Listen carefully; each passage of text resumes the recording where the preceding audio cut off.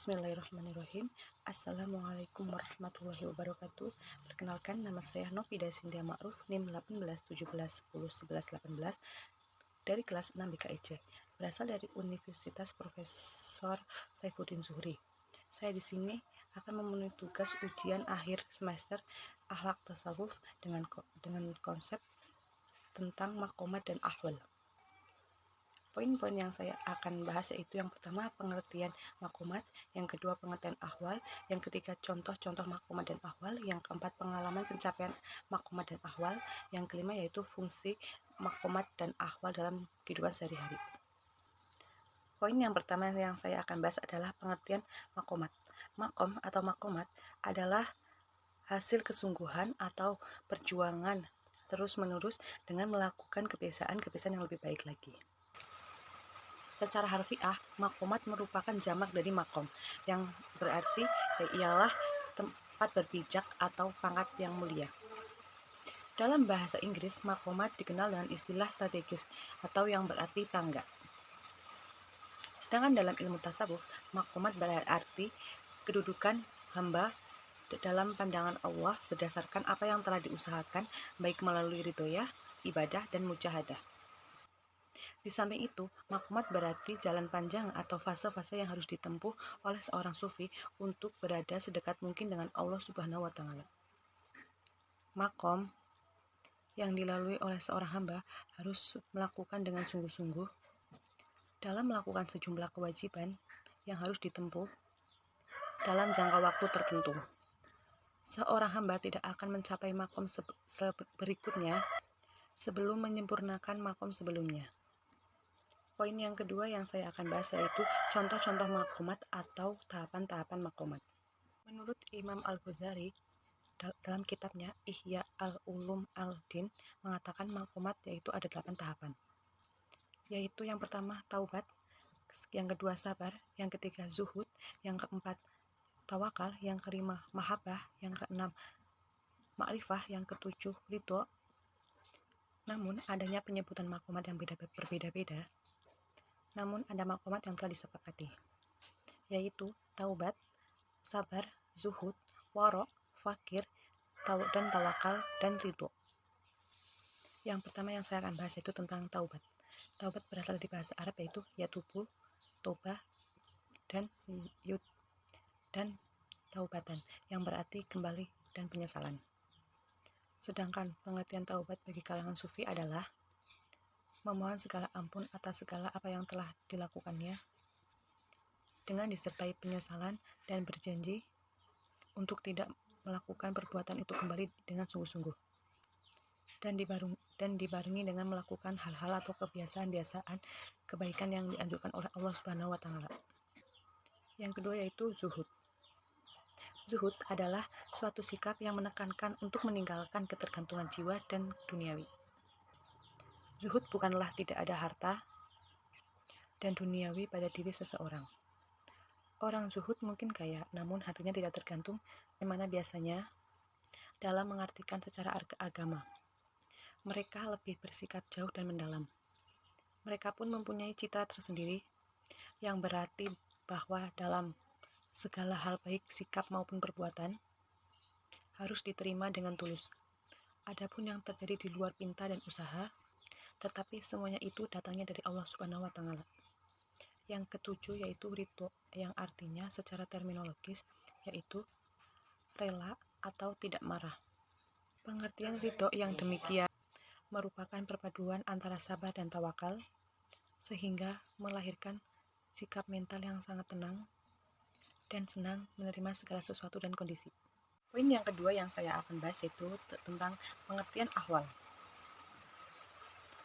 Ahwal adalah jamak dari hal yang berarti keadaan atau situasi kejiwaan.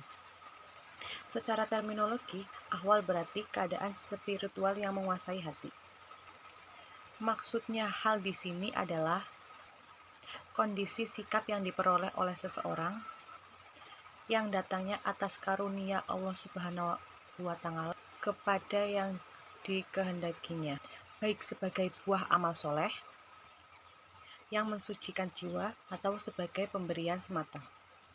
Sehubungan dengan ini, Harun Nasution mendefinisikan hal sebagai keadaan mental seperti perasaan senang, perasaan sedih, perasaan takut, dan perasaan sebagainya.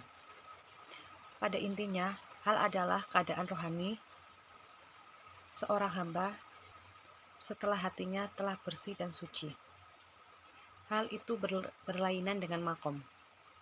Karena hal tidak menentu datangnya, terkadang datang dan perginya berlangsung dengan cepat, yang disebut dengan lawaih.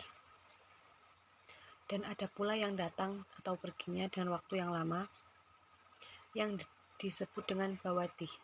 Jika makom dilalui melalui usaha, akan tetapi melalui anugerah atau rahmat dari Tuhan.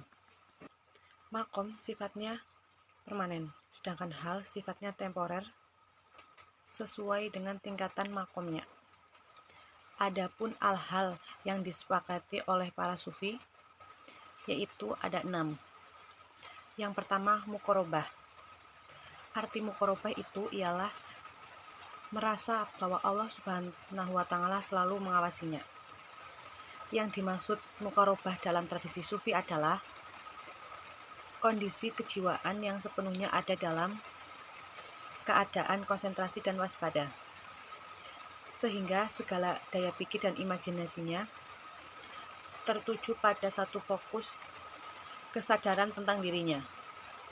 Mukorobah adalah bentuk hal yang sangat penting karena pada dasarnya segala perilaku peribadatan adalah dalam rangka mukorobah atau dalam mendekatkan diri kepada Allah Subhanahu wa Ta'ala. Hal yang paling penting yang ditunjukkan dalam mukorobah ini adalah konsentrasi diri terhadap perilaku yang baik atau yang harus dilakukan. Yang kedua yaitu mahabbah. Secara etimologis, mahabbah mengandung arti yaitu bersih, putih, tinggi, dan jelas.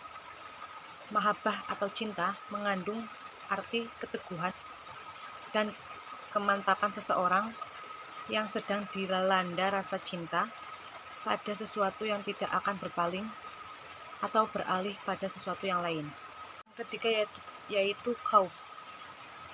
Khauf menurut bahasa artinya takut, khawatir, atau merasa tidak aman. Menurut Al-Wasiti, khauf, perasaan takut dan harap atau raja, merupakan pengendalian diri bagi seseorang dari perbuatan yang sia-sia. Yang keempat yaitu roja. Roja atau harapan adalah perikatan hati yang suatu diinginkan yang akan terjadi pada masa yang akan datang.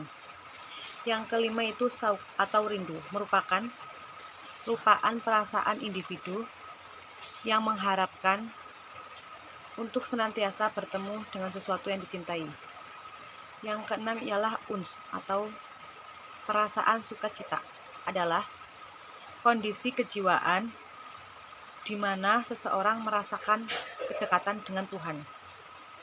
Kondisi kejiwaan ini dialami oleh seorang sufi ketika merasa dirinya ada kedekatan dengan Allah Subhanahu wa Ta'ala, yang mana hati dan pikirannya diselimuti oleh cinta, kelembutan, kasih sayang yang luar biasa sehingga sangat sulit untuk dilukiskan.